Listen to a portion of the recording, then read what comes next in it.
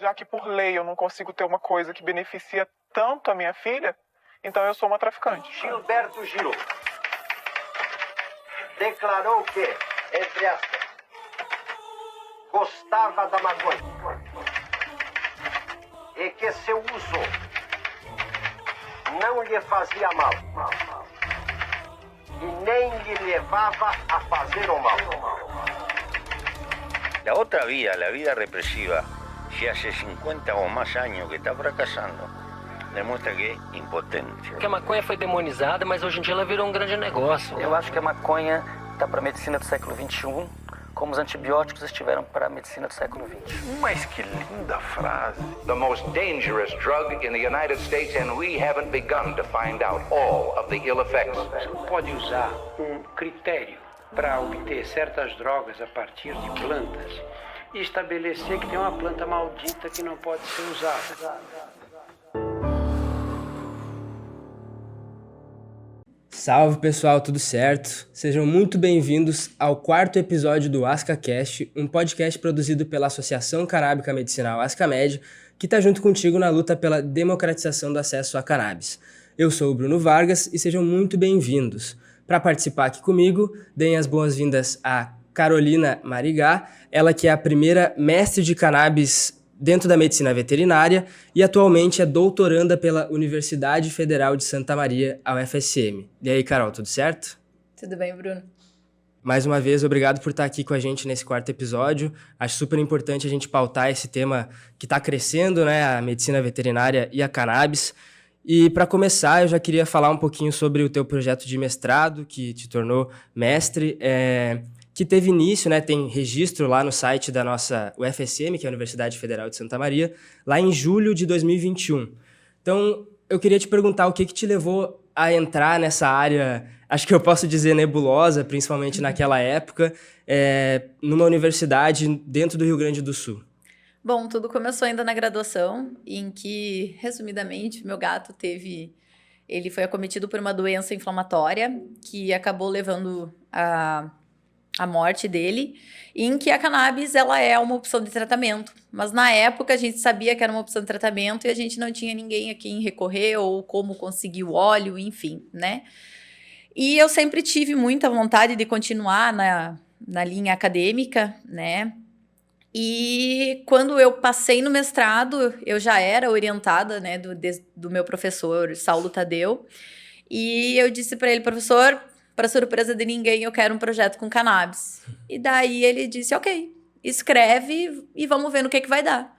E eu sempre brinco porque ele me recebeu tão bem que eu sempre falo que eu estava com uma apresentação de slide para convencer ele e ele simplesmente disse, ok, bora lá. Deu um tapa no peito e disse, vamos atrás do que precisa. E daí a gente saiu literalmente do nada, porque a gente não tinha ninguém, não sabia nada, nem nada, literalmente nada. E a gente começou a se incluir ou sair correndo atrás para ser incluso nesse mundo.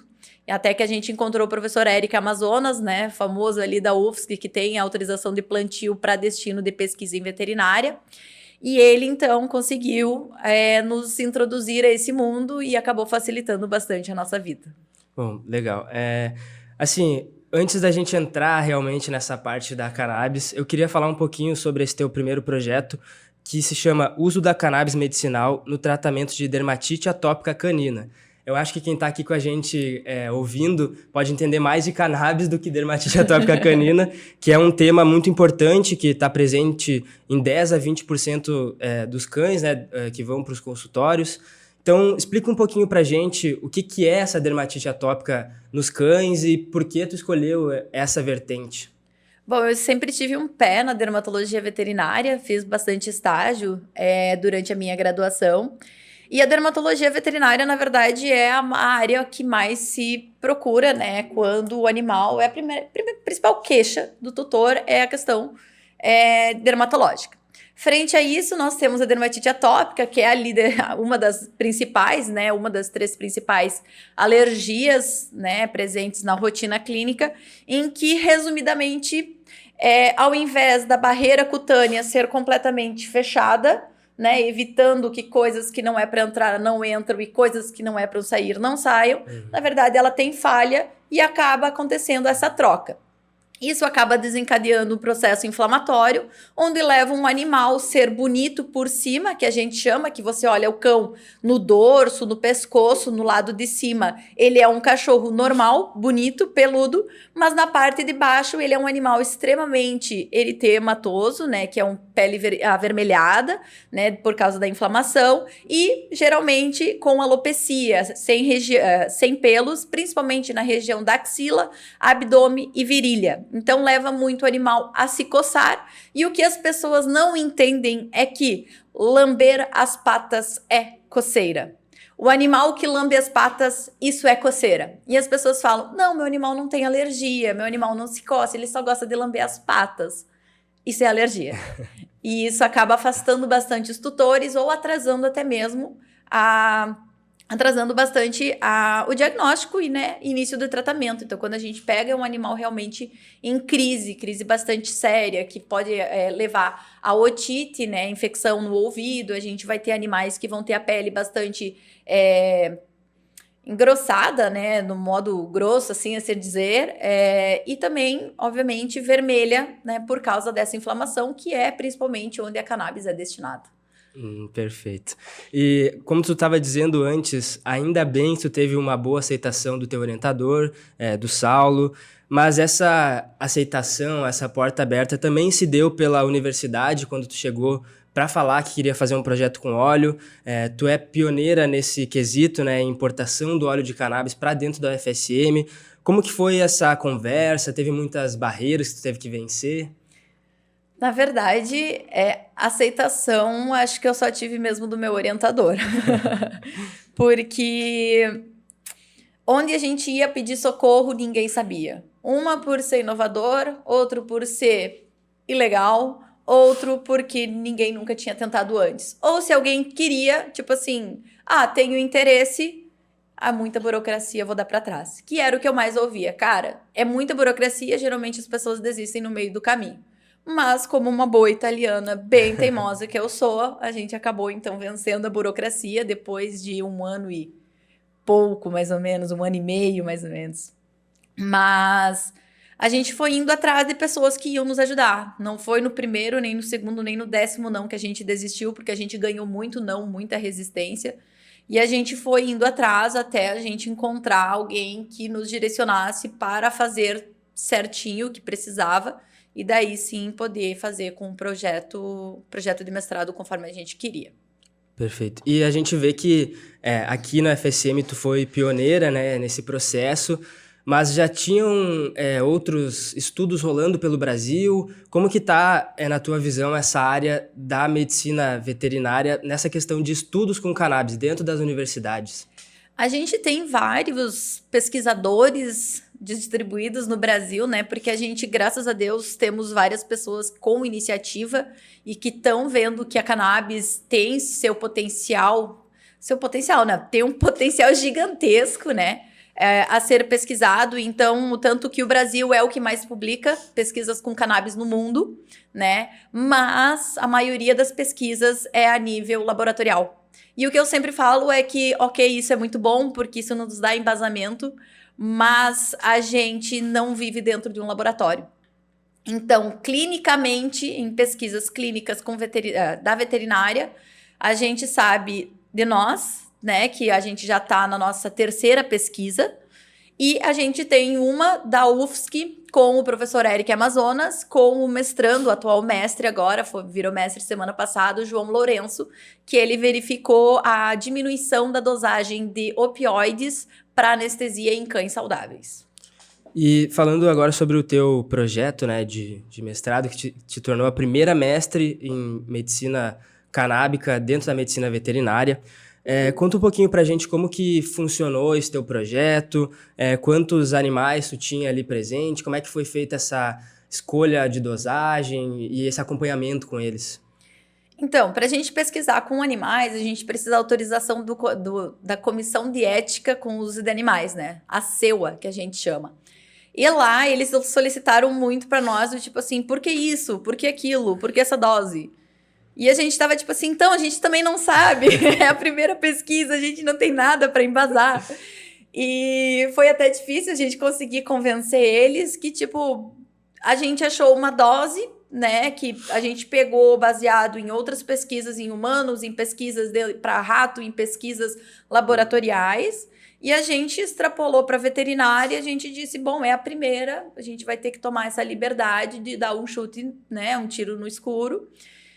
E a gente utilizou a dosagem de 2,5 miligramas por quilo, o que é uma dosagem boa.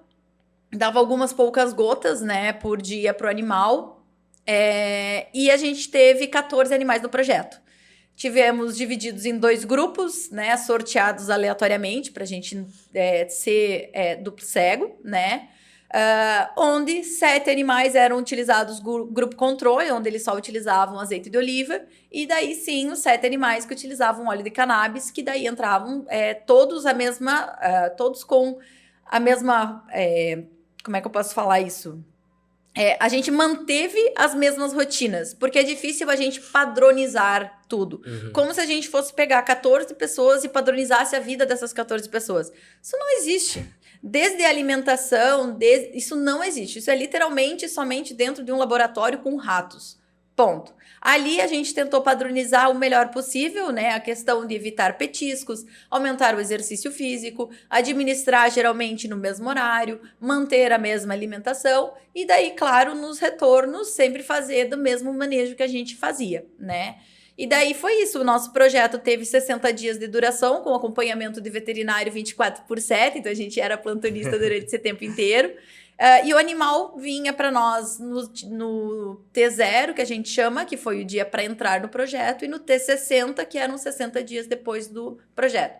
O óleo, do tratamento, desculpa. O óleo a gente forneceu, porque a gente acabou, então, recebendo, né?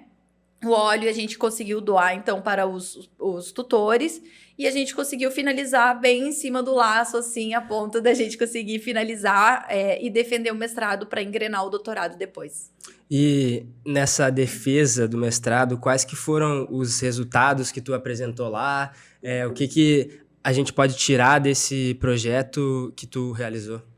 Bom, os resultados, em sua maioria, deram não significativos, né?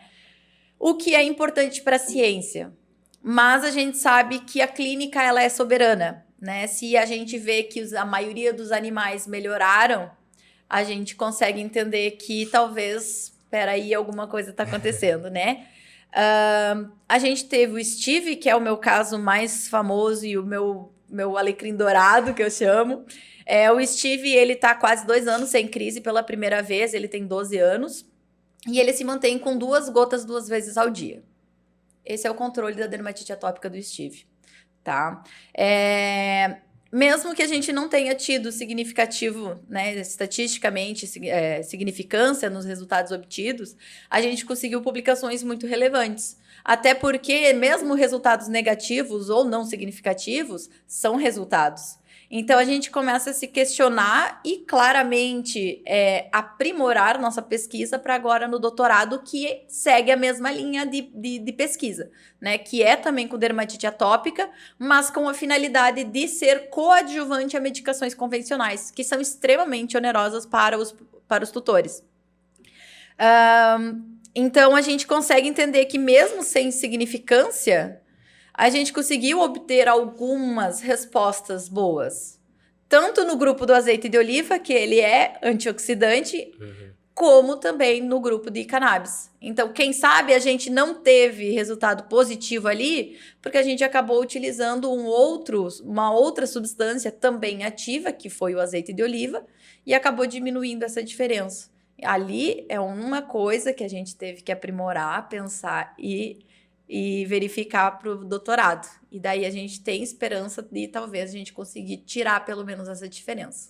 Quando a gente pensa nessa ideia de que antes não se existia nada, tu ter um resultado que te mostra que tu precisa de mais pesquisas é muito importante. Então, realmente, esse primeiro passo, essa primeira pesquisa é super importante, né? E outra coisa que eu acho que é super importante, que tu estava comentando antes, é sobre essa coisa dos animais não terem todos a mesma rotina.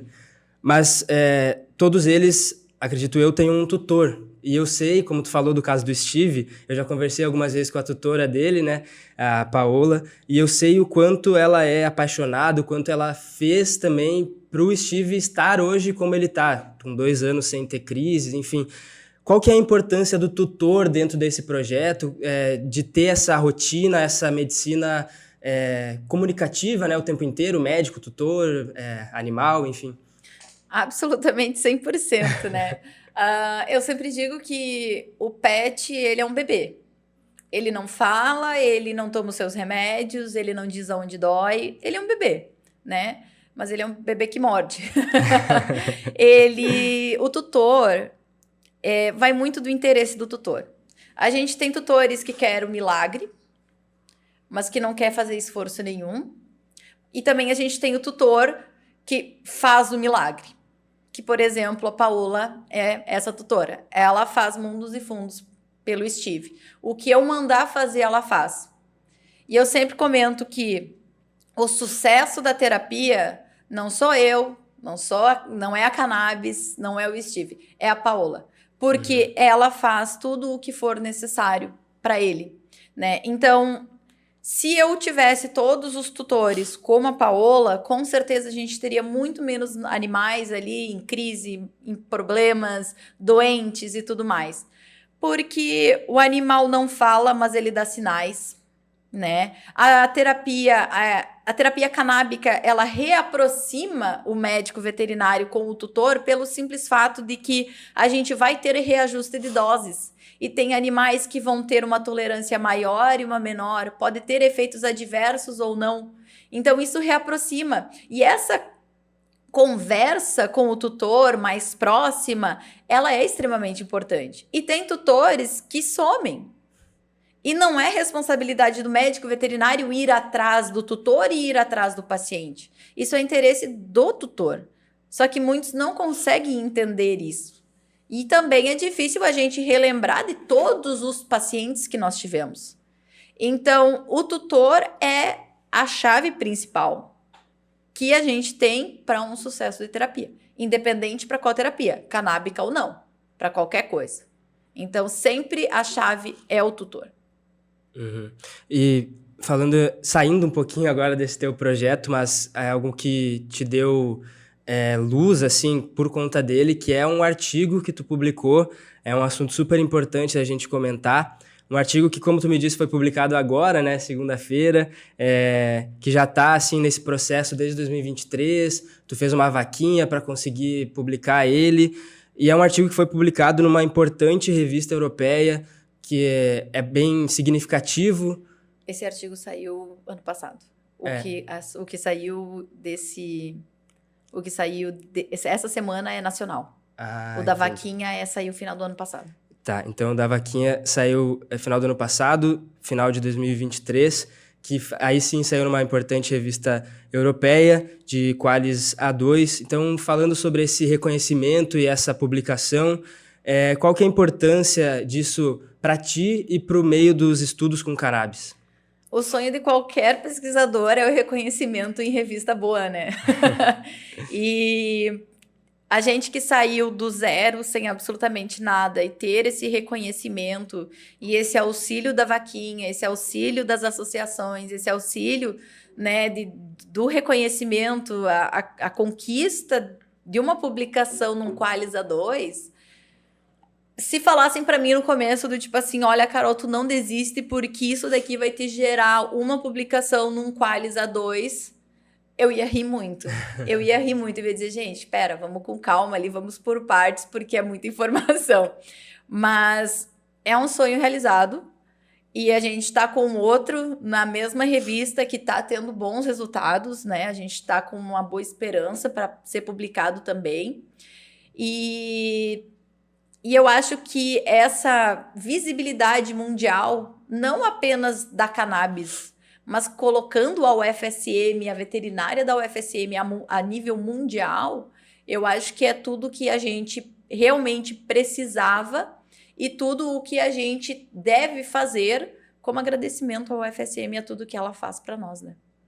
A UFSM que agora também está com um novo projeto de unir vários projetos, né, de cannabis. Foi criado agora um grupo chamado GIPCAN, que tem alguns pesquisadores, orientadores, enfim, e que está iniciando um projeto muito importante, muito grande, que vai dar vários frutos lá no futuro. O que é? Conta um pouquinho para a gente o que é esse GIPCAN, como é que ele nasceu e, enfim, como que está sendo isso? Eu até me emociono, porque o GIPCAN é o Grupo Integrado de Pesquisa em Cannabis, da UFSM. É um grupo já registrado em CNPq e fizemos a nossa primeira reunião 6 de março de 2024. E eu fico emocionada porque se chegassem para mim também há 6 anos, falando, Carol, daqui 6 anos tu vai estar fazendo uma reunião com 7 professores, pesquisadores de áreas diferentes na UFSM, que tem a mesma vontade de pesquisar cannabis, eu também ia rir muito da cara da pessoa e dizer, vamos com calma.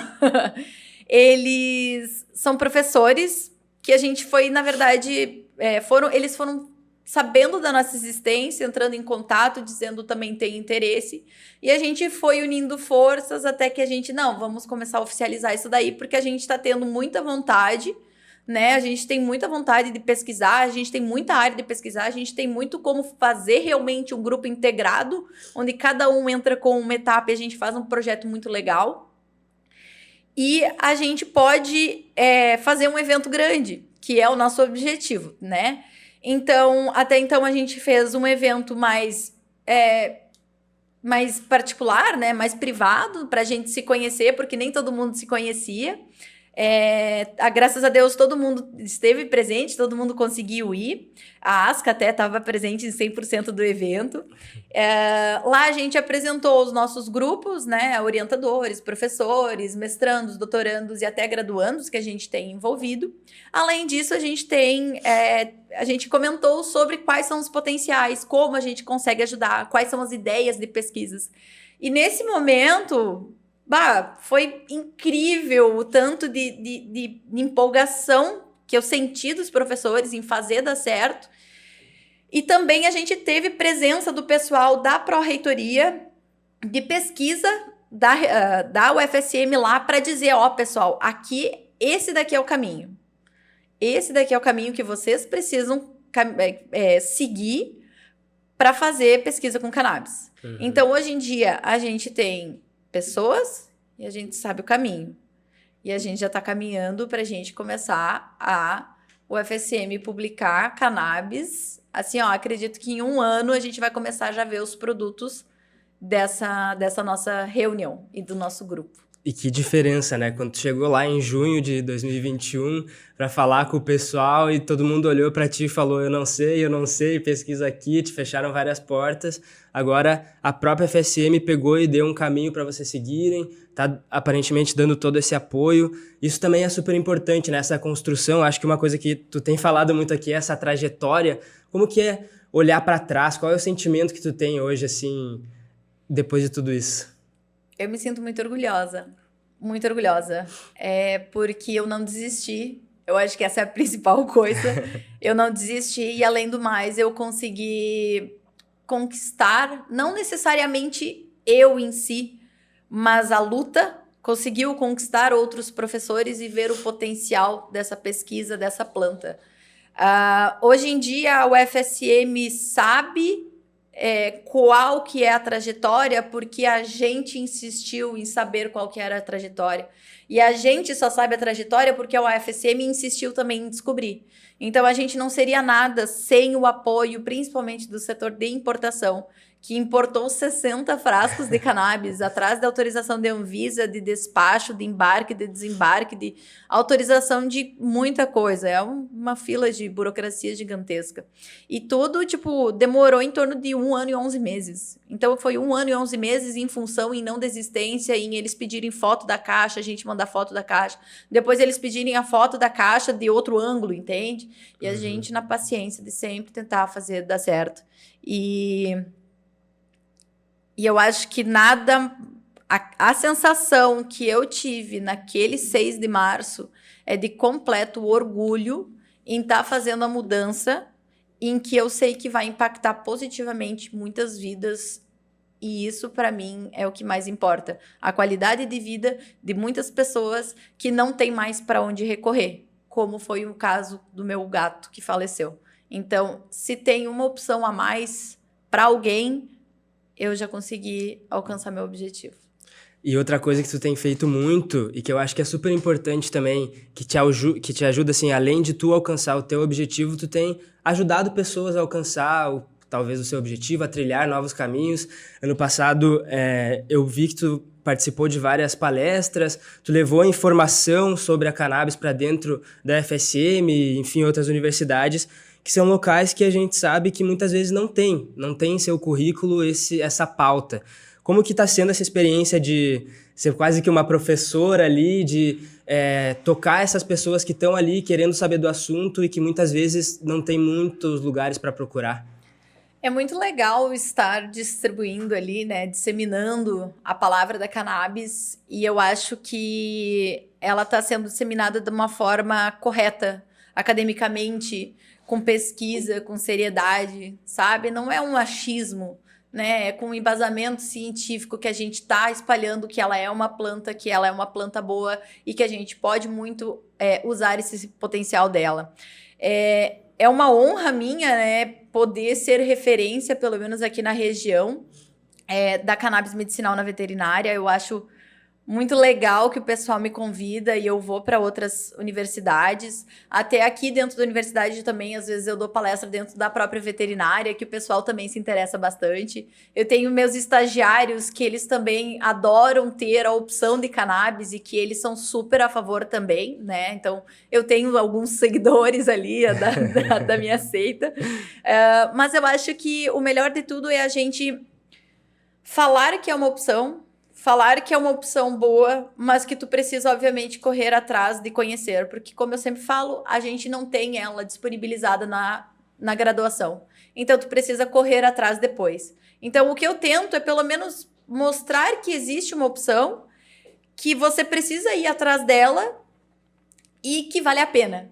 E saindo um pouquinho dessa parte mais acadêmica e entrando um pouco na parte de prescrição, acho super importante a gente falar também, tem muita gente que não sabe como que anda hoje, porque, né, a gente está aqui falando sobre uma planta que é ilegal no nosso país, que, enfim, causa todo esse embrolho que a gente vê juridicamente.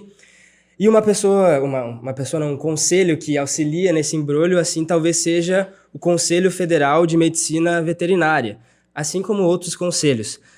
A gente sabe que alguns conselhos são contra, o Conselho de Medicina Veterinária outro dia lançou uma nota falando que a cannabis se encontra em incerteza jurídica dentro do nosso país, que não auxilia os médicos veterinários a prescrever. Como que anda essa autonomia do médico veterinário? Ele pode prescrever, não pode, só dentro das universidades? Como é que funciona? Perante a lei não pode. Tá? Se você for prescrever, é aquela coisa, é incerteza jurídica. Então, você pode ou se dar muito bem ou se dar muito mal, tá? A questão é que quem, na verdade, deveria dar o martelo, né, a martelada final da decisão é o MAPA, mas o MAPA não se posiciona, tá? A Anvisa quer o controle e na Anvisa ela não legaliza para médicos veterinários. Tá? É ali que a nossa proibição começa. Está em processo para legalizar pelo CFMV, mas obviamente que as coisas estão engatinhando, mas está andando. Tá? Dentro da universidade, a gente está embasado numa lei em que ela autoriza pesquisas com cannabis dentro da medicina veterinária. Então, dentro da universidade, a gente pode. Por fora, vai por ti. Né, se tu quer arriscar ou não. Direitos do médico veterinário, o paciente é seu, você prescreve o que você acha melhor para o seu paciente, porque ninguém melhor do que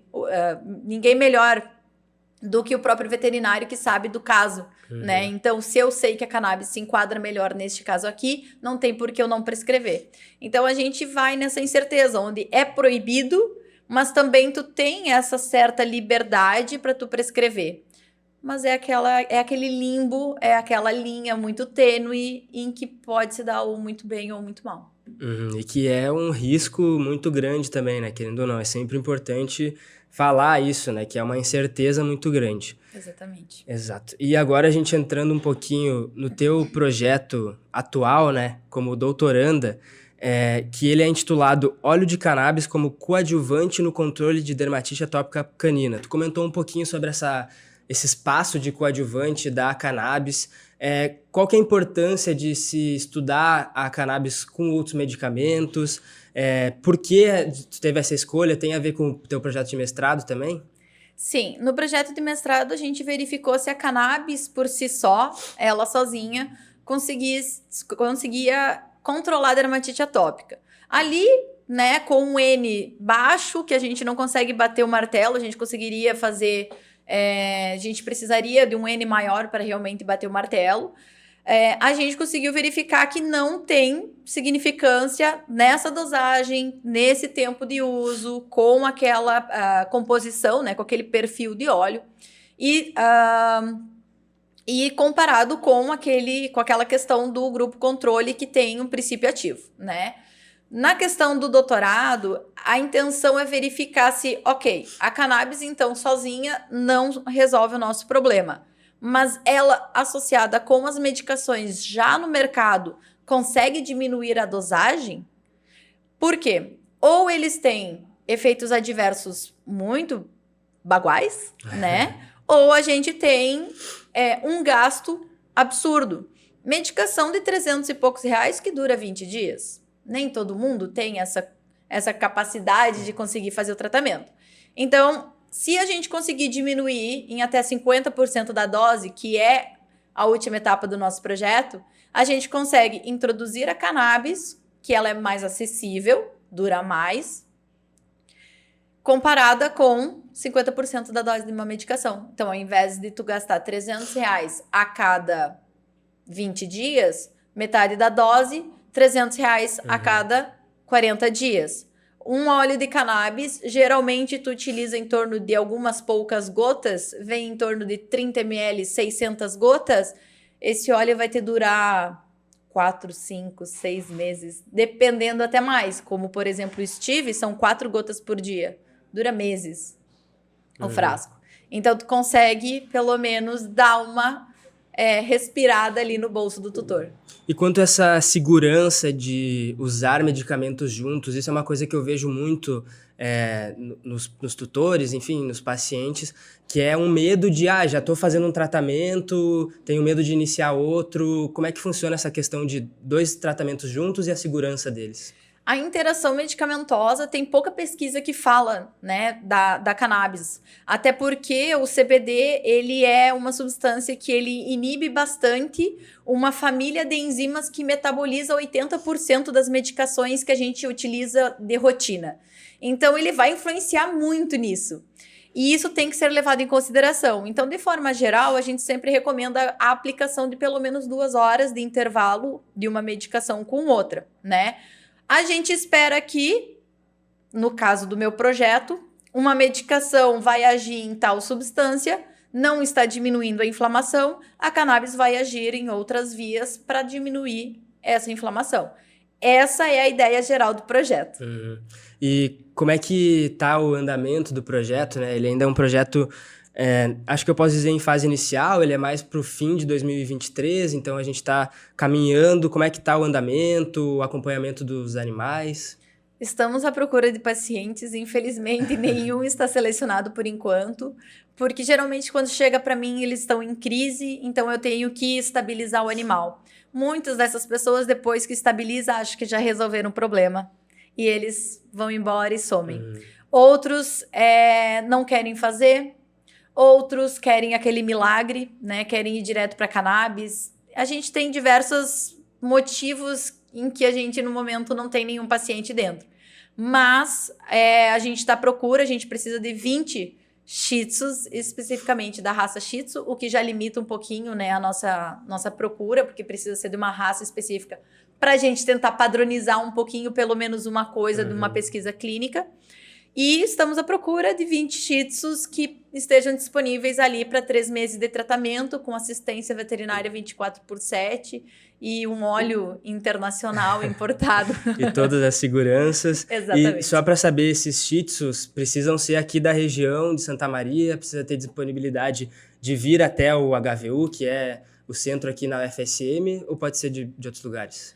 Depende da disponibilidade do tutor. O projeto tem 3 meses de duração, com 4 encontros. O primeiro encontro quando entra no projeto, outro quando fecha o primeiro mês, segundo e o terceiro mês, que é quando sai do projeto. Então, eu preciso que o tutor tenha a disponibilidade de um turno por mês disponível para nós. Somente isso. Entendi. E acho legal pontuar uma coisa que tu trouxe, que é essa coisa de o paciente vem, começa o tratamento e acha que tá tudo bem. A gente sabe que o tratamento com cannabis, ele normalmente é um tratamento a longo prazo, e a gente tem visto estudos, eu trouxe um que na mesma revista que tu publicou, que diz que o CBD ele tem uma segurança maior para o animal depois de 90 dias de uso. Então, qual que é a importância, né, de continuar um tratamento? O tutor pode iniciar um tratamento, principalmente para essas doenças como dermatite, que são para a vida toda, ele pode iniciar e parar? Como é que funciona? Tudo vai depender. Eu já tive pacientes, né, com sequela de sinomose, que a gente fez um tratamento por 1 ano e alguns pouquinhos meses, a gente desmamou ele e ele se manteve estável, tá? No caso da dermatite atópica, que é uma doença que não tem cura e vai continuar com esse problema de pele para sempre, é de uso contínuo, tá? Daí vai depender muito da patologia, vai depender muito do tutor, vai depender muito do animal, da situação. Geralmente, o que eu faço? Dermatite atópica, uso contínuo, tá? Adapto algumas coisas que forem necessárias, dependendo do caso do animal, mas uso contínuo. Não vou retirar. Não vou retirar. Tá dando certo? Não vou retirar. Agora, se é alguma coisa comportamental, se é sequela de sinomose, se é alguma ferida, alguma coisa assim, aí utiliza durante o tempo necessário e depois a gente consegue fazer o desmame do animal. Mas se em uso contínuo, tá? A gente sempre faz acompanhamento a cada 6 meses, independente. Entendi, 6 meses, perfeito. A gente vai caminhando para o nosso final do programa. A gente pontuou vários assuntos interessantes, acho que a gente passou bastante por essa área acadêmica. Queria pedir para tu dar o teu último recado, se despedir do pessoal, falar algo que tu acha que é importante, talvez pedir mais uma vez para o pessoal trazer os seus shih tzus para o teu projeto. Bom, primeiramente queria agradecer o convite, é muito Claro. legal ter voz aqui para estar falando sobre as nossas dificuldades e as nossas conquistas. Dizer que a gente engatinha, mas a gente está saindo do lugar, e isso é uma sensação muito legal, muito boa. Por favor, tragam seus shih tzus para pesquisa científica, que isso vai trazer benefício não somente para mim, que é um doutorado, mas obviamente para diversos outros pacientes e shih tzus e atópicos do mundo inteiro, porque com certeza isso vai gerar um trabalho também a nível mundial. Paralelamente a isso, a todas as pessoas aqui, acredito que tenham um pouquinho a cabeça bem aberta quanto à questão da cannabis, mas eu gostaria de pedir a quem não tem que olhe com muito carinho e que, se for realmente dar alguma opinião sobre, que estude, que pesquise, que seja aberto, que pelo menos vá atrás para saber o que está falando e não fica somente nesse mundo fechado, onde a gente tem muita informação muito errada, porque a gente tem muita gente falando sobre o assunto sem saber nada, sem só ter opinião e experiência própria, né? E isso não, né? A ciência não dá mínima para sua opinião, né? Então, eu acredito que olhe com carinho e esperamos que a gente veja uma evolução e quem sabe, uma facilidade maior para uma terapia mais saudável no Brasil. Perfeito, Carol. Um recado muito importante, essa questão de se especializar, de entender um pouco mais no assunto. Só artigo teu já tem 2 rolando aí, um por vir, então... 4, então tem vários. Quem quiser vai achar na internet. Então, vou te agradecer mais uma vez, muito obrigado por estar aqui. Acho que esse é um tópico super importante que a gente tem que comentar. E para quem está em casa nos ouvindo, muito obrigado por estar aqui com a gente até o fim também. Esse foi o 4º episódio do AscaCast, um podcast produzido pela AscaMed. Eu me chamo Bruno Vargas e a gente vai ficando por aqui. Valeu!